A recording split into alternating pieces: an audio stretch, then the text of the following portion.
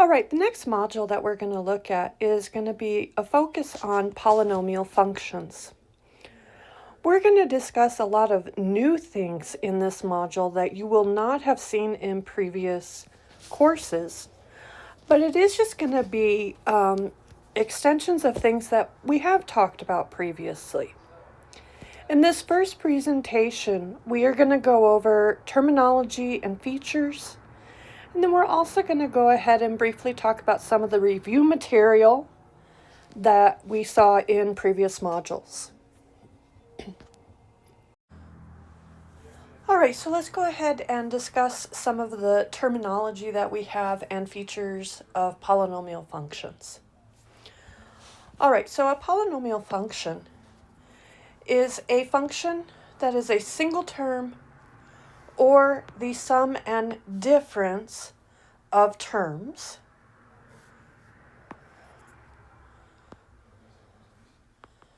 that contain variables raised to whole number exponents. And so in kind of math terminology, what we have here is we have coefficients. These are our a's. These are going to be real numbers. And then we have our variables. And what we have is these n's, n minus 1's, and everything else should be whole numbers. All right, so what are things that are not allowed? And we want to focus on variables. We are not allowed to have variables inside radicals or denominators of fractions. We are not allowed to have exponents that are fractions or negative. And we are not allowed to have, and there's a little slight mistake here, variables inside absolute values. Now, when we would talk visually about what does a polynomial function look at, what we have is we call it a continuous function. And a continuous function is something that can be drawn without lifting the pencil off the paper. So for instance, if you think back to when we talked about piecewise defined functions, piecewise defined functions in general are not continuous because usually we have those spots of discontinuity where we have to pick our pencil up off the paper and move it to another point. That's the first thing we have when we talk about what does a polynomial function look like, is it is going to be continuous. And the other thing that we have is it is a smooth function, and so it has no sharp corners. For instance, absolute value, that's an example of something with a sharp corner. It's a V shape. When you come down to the bottom, you have that corner where you turn around and you go back up, and that is not considered smooth. Other things that we have when we talk about a polynomial function is every polynomial function has a domain of all real numbers. All right, if an equation or function is a polynomial in one variable, then it has, the first thing is a leading term. And the leading term is the term that has the variable raised to the largest exponent. If we go back and look at what we have up here, this is going to be in descending order. We have x to the n minus 1, and then it goes down until we get to 2, 1, 0. And this term that is in the front, that's why we call it the leading term, is if you have it in descending order, it is the first term. In this leading term, we have something called a leading coefficient. And, well, it is what it sounds like. It's the coefficient of the leading term, so it's a sub n. The other thing that we have in this leading term is something called the degree. And the degree is the exponent of the variable in the leading term. And so it's going to be the largest exponent. These are going to be things that we are going to be playing around with in this section because these three things are going to tell us a lot about how our polynomial function looks. We're going to get into that later this module. Okay, so the first thing that we want to talk about is we want to look at some equations and determine if they are polynomials. If it is a polynomial, we want to identify the leading term, the leading coefficient, and the degree. All right, so let's go ahead and look at some examples. Okay, let's start with f of x equals -5. Is it a polynomial?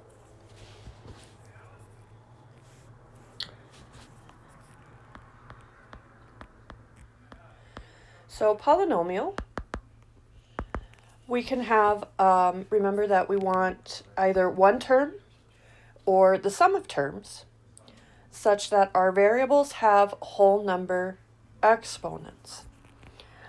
And so here, this is technically 5 times x to the 0. Remember, anything raised to the 0 power is equal to 1. And so the question is 0 a whole number? And it is. And so this is a polynomial. It's the most basic polynomial. It's kind of a boring polynomial. But the constant function is technically a polynomial.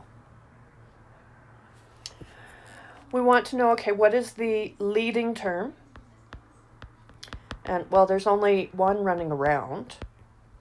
And so our leading term is -5. We want to know what is our leading coefficient.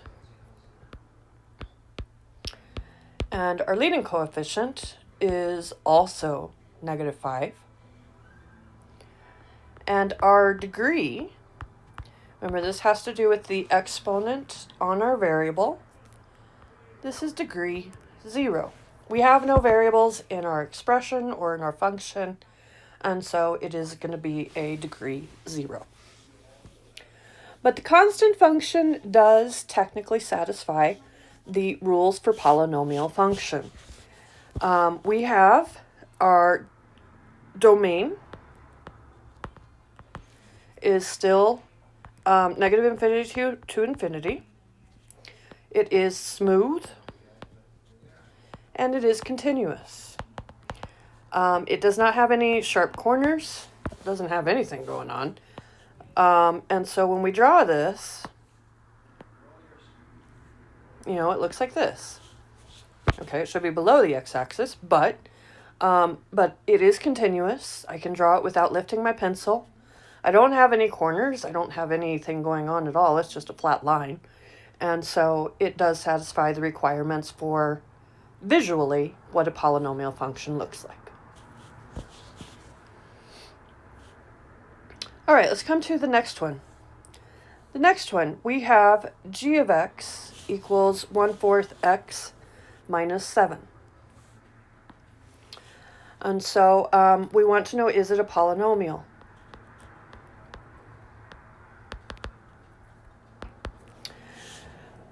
So remember that when we talk about polynomials, we want to think in terms of the variables.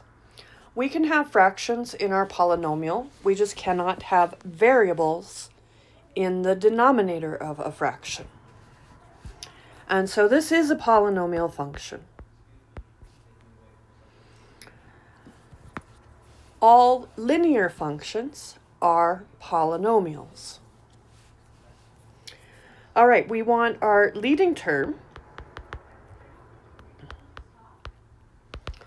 And so our leading term is going to be the term with the highest exponent. When we look at this, this is 1/4 x to the 1. And our second term is minus 7x to the 0. Remember, it has no variables, so it has an exponent of 0. And so my term that has the largest exponent is going to be this one. And so it is going to be 1/4 x. We have a leading coefficient.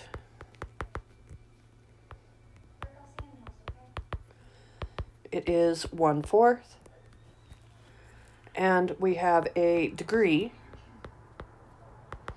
of 1.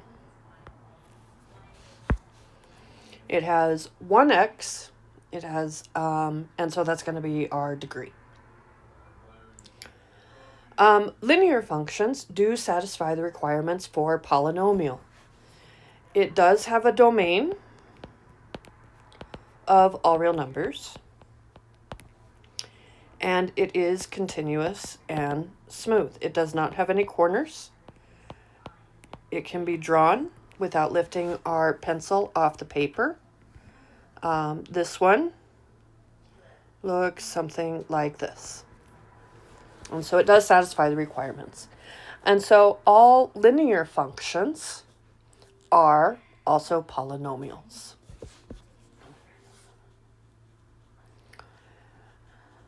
All right, let's come to example C. Example C, we have f of x equals the square root of 5 times x. And so is this a polynomial function? Well, the important thing is where does this square root end? This square root ends right after 5. And so it is a polynomial.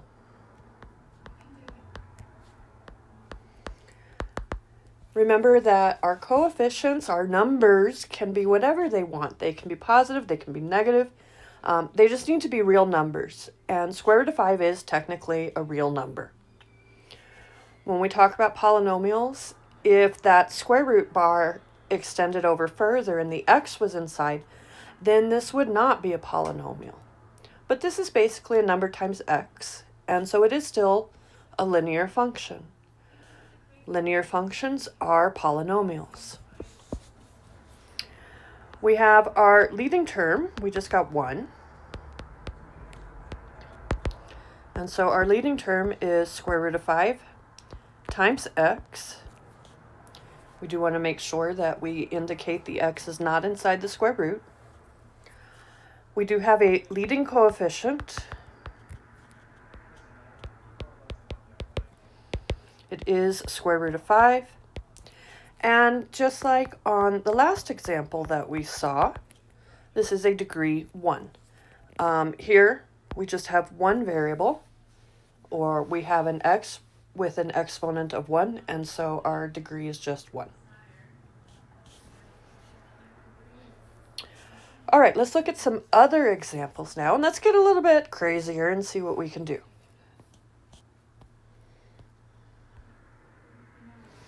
All right, let's come to example D. We want to know, is 9 minus x squared a polynomial? It is. Okay. We got all nice numbers. We've got variables with whole number exponents, and so it is a polynomial. So for this one, I want to know, what is the leading term?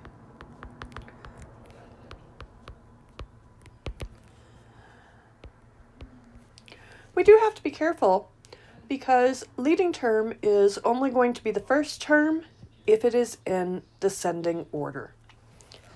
The leading term for this is actually negative x squared.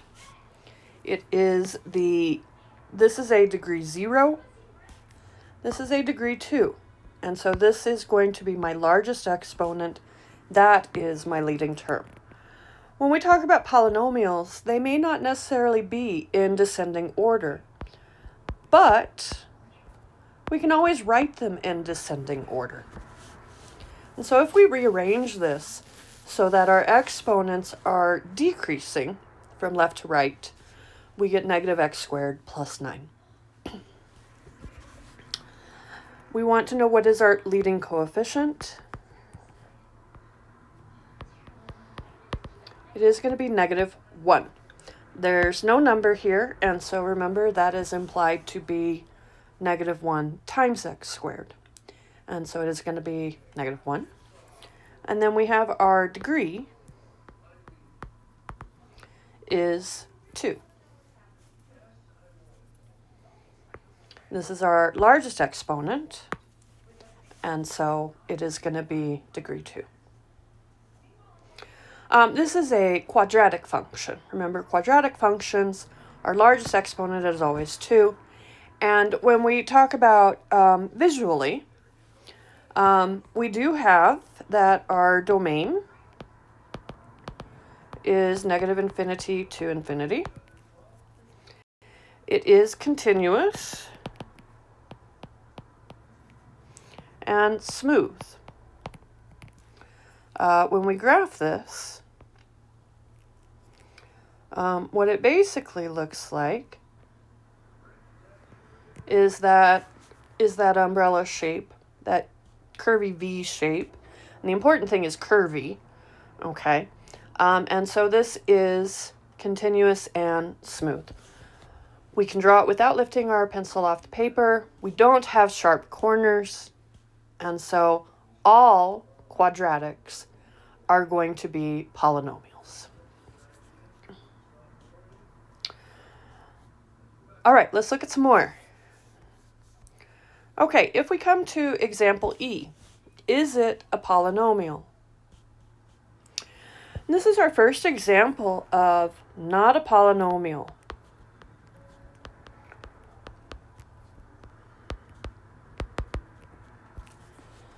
Okay, so when we look at this, why is it not a polynomial? Well, the reason is we have variables in the denominator.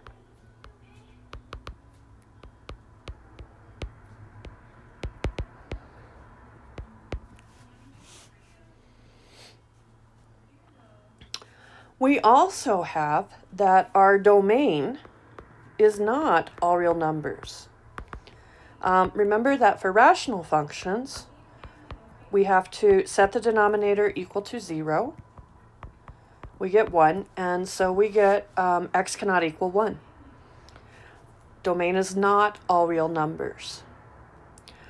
We're going to talk about graphing this later this semester. That's going to be kind of our main thing that we do with our rational functions. But when we talk about the graph of this,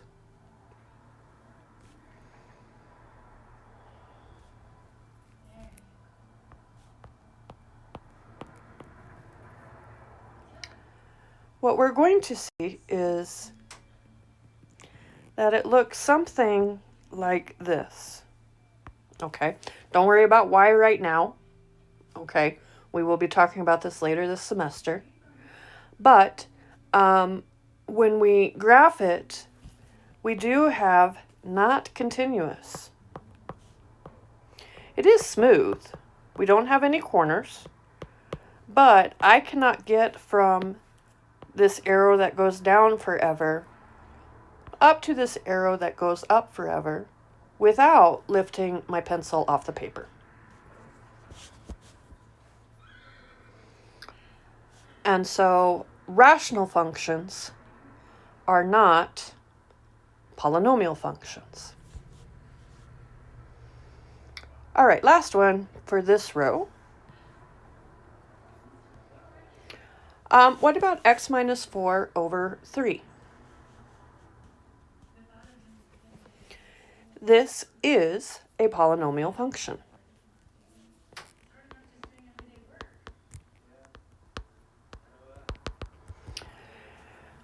We can have fractions, just remember we can't have variables in the denominator. I can rewrite this by separating out my terms, and what we basically have is 1/3 x minus 4/3, which is linear. And so this is going to be a linear function, which means that it is a polynomial function. So it does have a leading term, our leading term is 1/3 x. It has a leading coefficient. It is 1/3, and it does have a degree. And so our degree is going to be 1.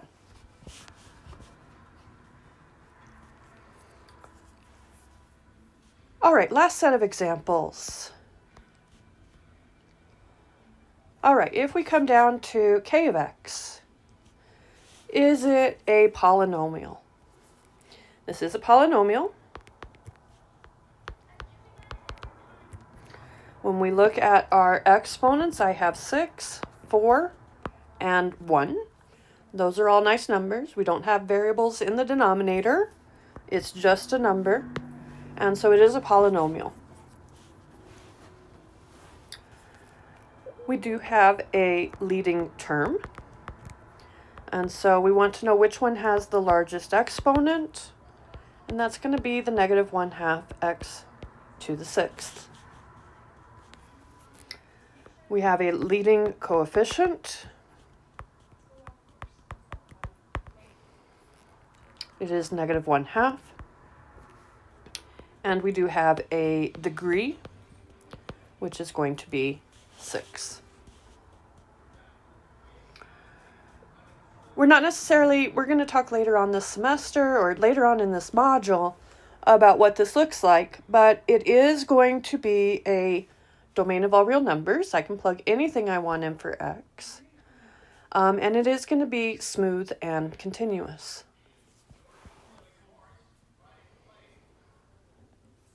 All right, let's come over to example H.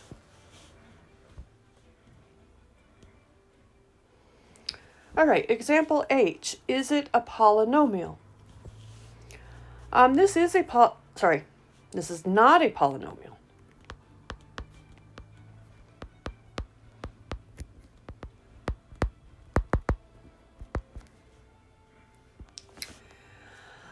Reason for that is we do have x inside our cube root. And so remember that we cannot have variables inside roots. And so it is not a polynomial. Now, if you do graph this, it does satisfy visually the requirements of a polynomial, but we have to be consistent. So for instance, we have rational functions. That's all things that have variables in the denominator. This falls under the category of radical function, and not all radical functions have a domain of negative infinity to infinity. And so we can't say some of them are polynomials and others are not. Okay? So this is not going to be a polynomial function because we do have the variable inside the radical.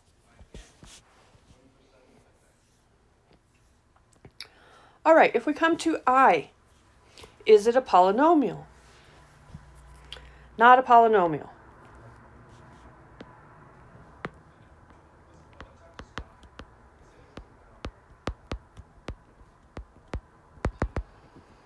Okay. We have a variable inside absolute value bars. And so that's a problem. If we graph this, okay, when we talk about this visually, we do have a domain of all real numbers. Okay. It is continuous, but it is not smooth.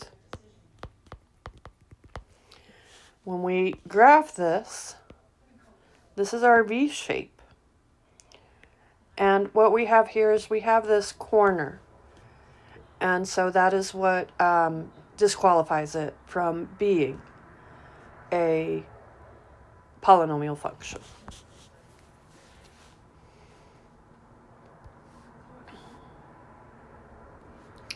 All right, so those are kind of just playing around with this concept of what do polynomial functions look like in terms of equations, leading term, leading coefficient, and degree. These are going to be things that we're going to play around with as we progress through this module.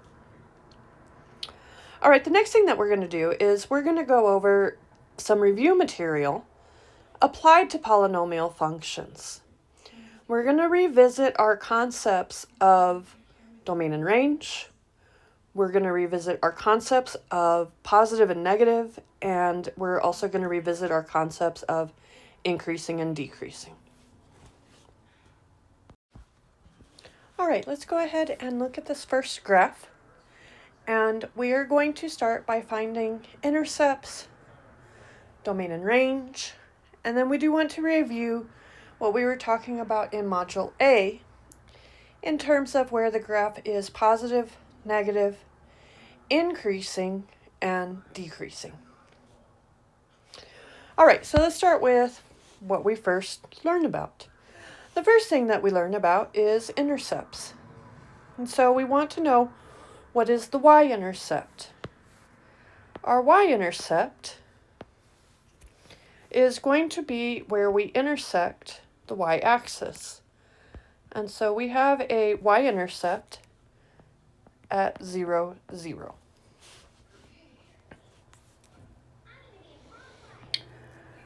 The second thing that we want is our x-intercepts. So our x-intercepts are where we intersect the x-axis. And so we do have 0, 0 still. That is an intercept, an x-intercept as well. And then we also have two other ones. So I'm going to call this, let's see here, notice here that our tick marks are going by 2's. And so I am going to call this, let's go with 3.8, negative 3.8, comma 0. It's a little bit before the tick mark, that would be negative 4. And then we also have another one at 3.8, comma 0.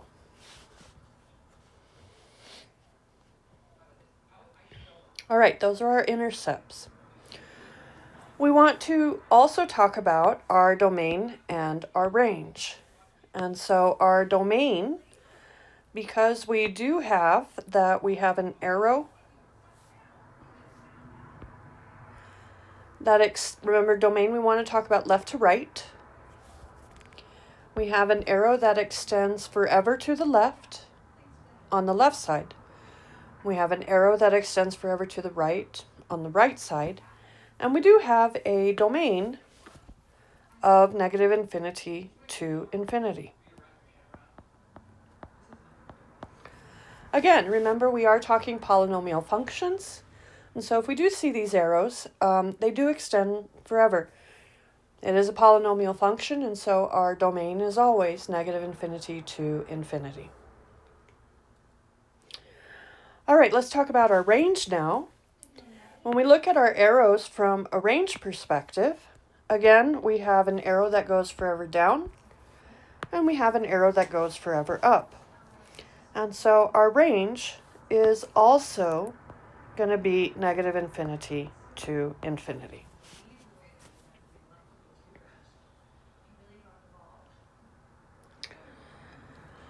All right, now we want to go ahead and review positive, negative, increasing, and decreasing. Okay, so let's start with our positive and negative. So if you recall, when we first talked about this idea of positive and negative, remember we are going into our flying submarine. And so we are going to start on the far left. On the far left, we are below the x-axis. We are negative, and we are negative until we get to the x-axis.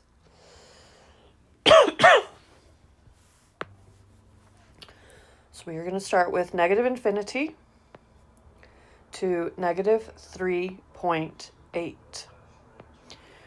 We do want open intervals. Remember that our intercepts are neither positive nor negative, and so we should not have any brackets running around on this.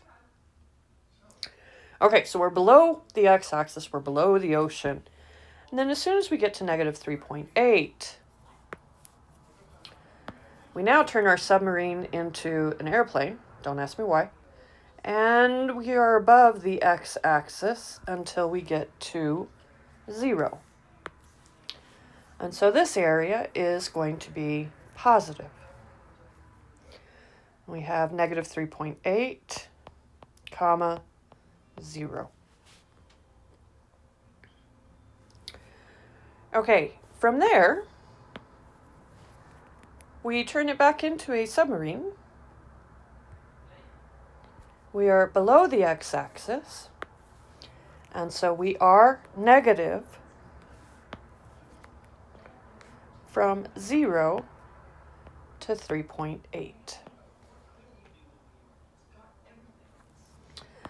And then after that, as soon as we get to 3.8, it turns back into an airplane, and from 3.8 to infinity, we are above the x-axis.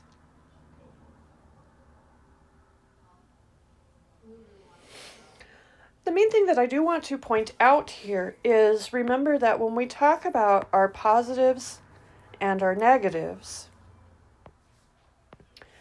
is that this is related to our x-intercepts. Our x-intercepts are these boundary points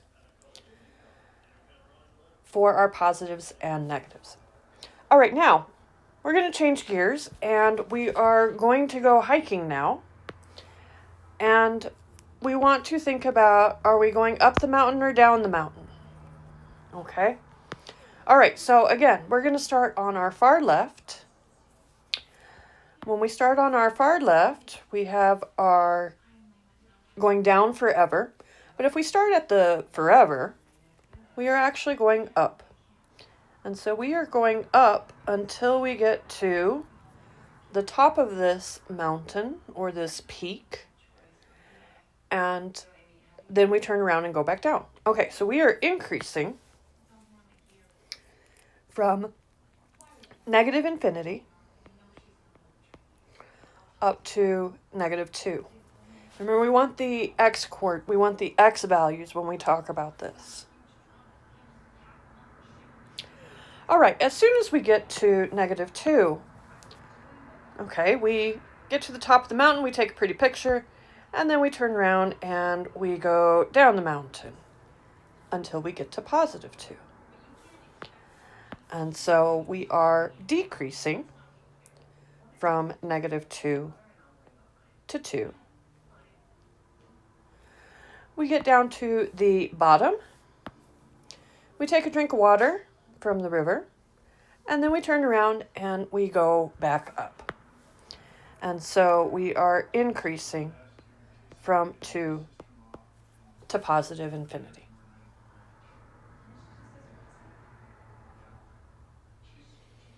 All right, so that's basically what we're talking about when we do these. Now in the next video for this section, we are going to talk about this increasing, decreasing a little bit more in terms of similar to when we talk about x-intercepts, our positives and negatives. We're going to have special names for the points that we have here that are the boundaries between increasing and decreasing.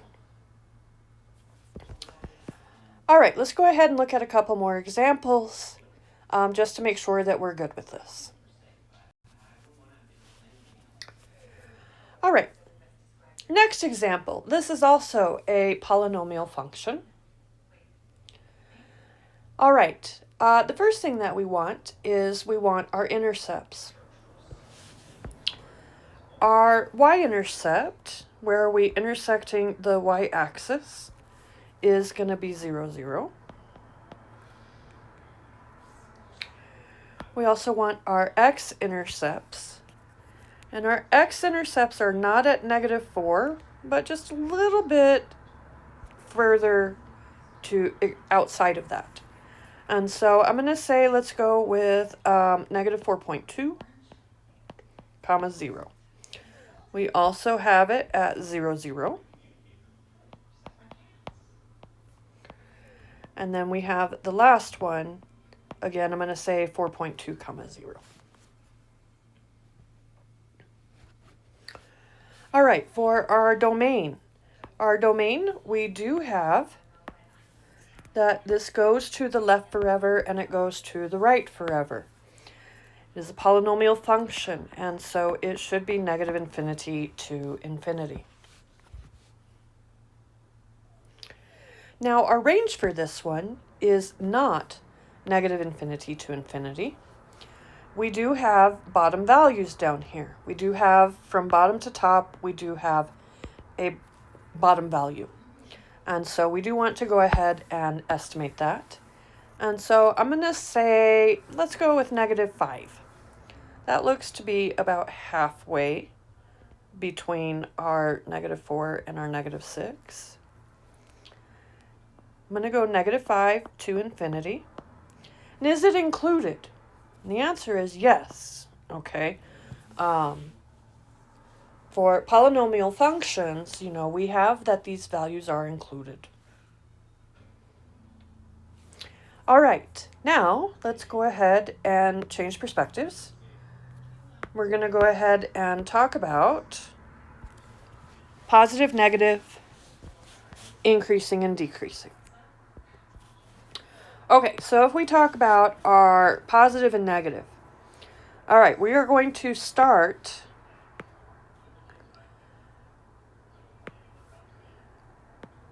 with going from left to right, and we're going to be in our submarine airplane. Okay, and so let's see here. If we start on the far left, we are above the x-axis, and we are above the x-axis until we get to our -4.2.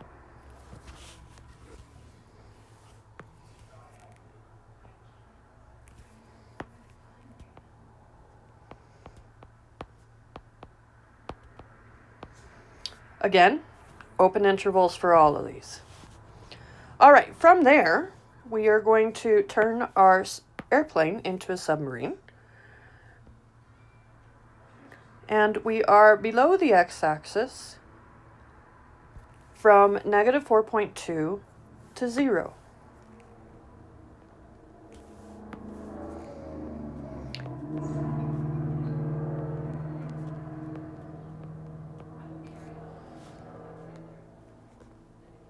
Now, we're not going to turn it back into an airplane. Basically, we're just going to come up, restock with air, and then we're going to turn it back around and go back down. And so we do have to do this just because, remember, at 0, it's not negative. And so we turn around, we go back down, and we are again below from 0 to 4.2. All right, when we get to 4.2,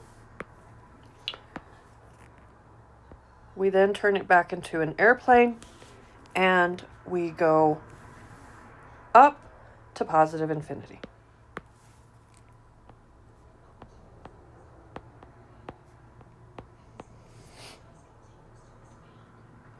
Okay, so again, just a reminder when we do this, our x-intercepts, they are going to show up in our positives and negatives. We have the -4.2. We have the 0. We have the 4.2. And so these are going to be the numbers that we have when we talk about our increasing and decreasing. Okay, so now let's go ahead and switch gears. We want to talk about increasing and decreasing. Okay, so again, we are going hiking in the forest, and we just want to know, are we going up or down? And so if we start on the far left, we are going down until we get to this number right here. That not only looks like it's between -4 and -6 on our y values, And actually, okay, I'm sorry. For our x values, I'm going to say this is halfway between -2 and -4. And so I'm going to say that this is decreasing from -infinity to -3.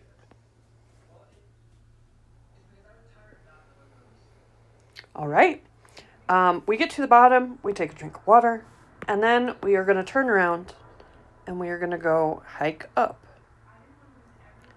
till we get to 0.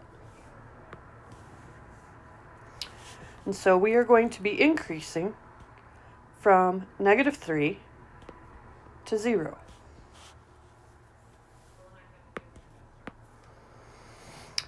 All right, we get to the top of this peak, and then we turn around and we go back down.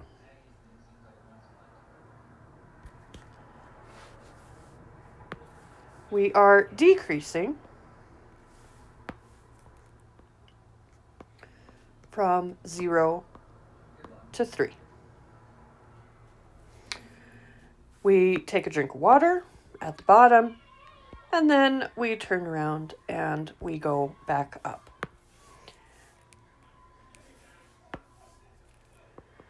And so we are increasing from 3 to positive infinity.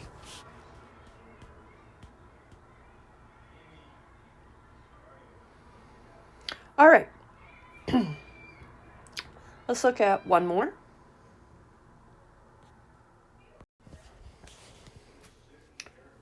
Now, the last two polynomial functions, they looked pretty nice. Okay, they had, they were pretty regular. But polynomial functions can do all sorts of crazy things, like this one here. Okay, this is still a polynomial function, and we're going to talk about this one later. Okay, but it does still satisfy the criteria. We do have our domain is -infinity to infinity. It is smooth. It is continuous. And so it is a polynomial. All right, so we're going to start with our intercepts again. Okay, we want to start with y-intercept. We have a y-intercept at 0, 0.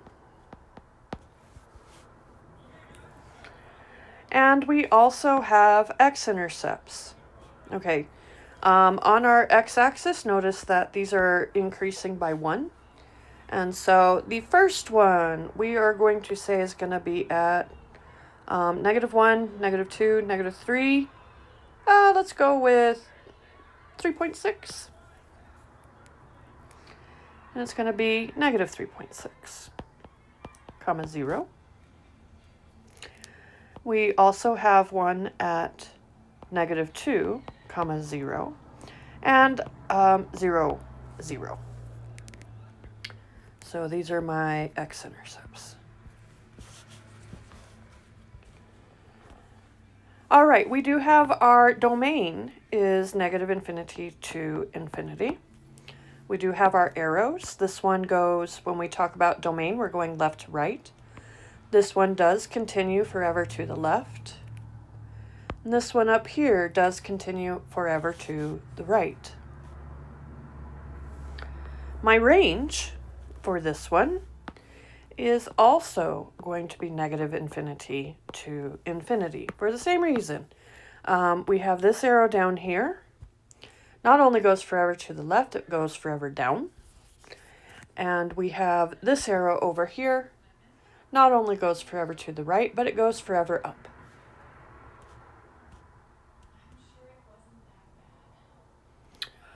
All right. The next thing we're going to look at is positive and negative. So we're going to go ahead and go in our submarine airplane. And let's see what we do. We're going to start on the far left.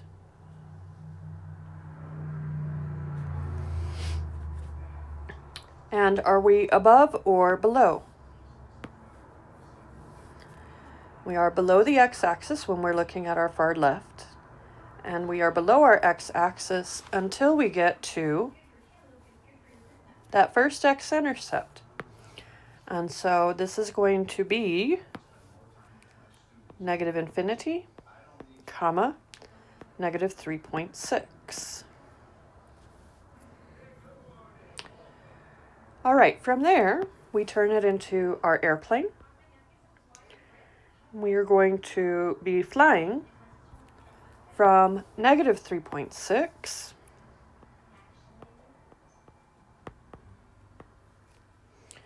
to negative 2.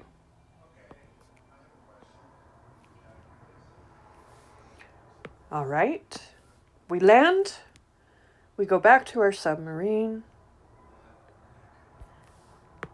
We are below the x-axis from negative 2 to 0. And then it turns back into our airplane. And again, we don't care what it's doing, just where it is. And the rest of this graph is above the x-axis. And so it is positive from 0 to positive infinity.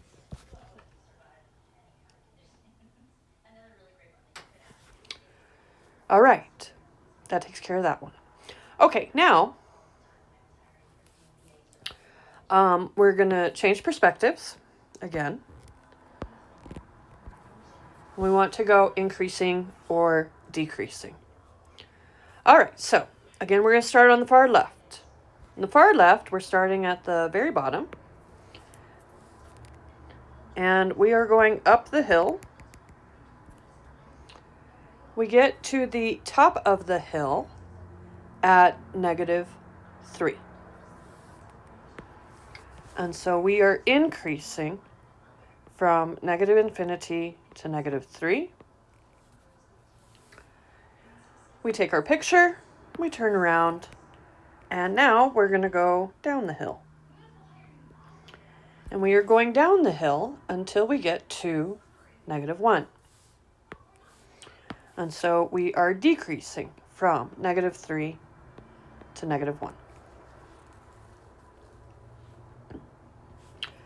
Okay. We're at the bottom. We get a drink of water. We turn around and we go back up until we get to positive 2. And so we are increasing from negative 1 to positive 2. At positive 2, we turn back around. We go down for just a little bit until we get to positive 3.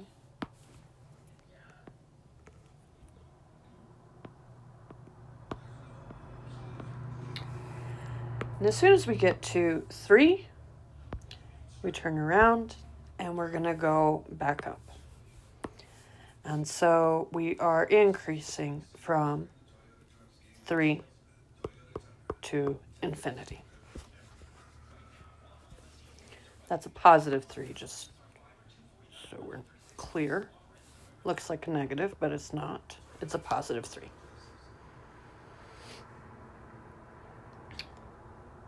All right, this is what we have, okay? This is review, but we are going to be expanding on these in the next presentation and introducing the concept of something called extrema. Okay, go ahead, take a quick break, and I'll see you again shortly.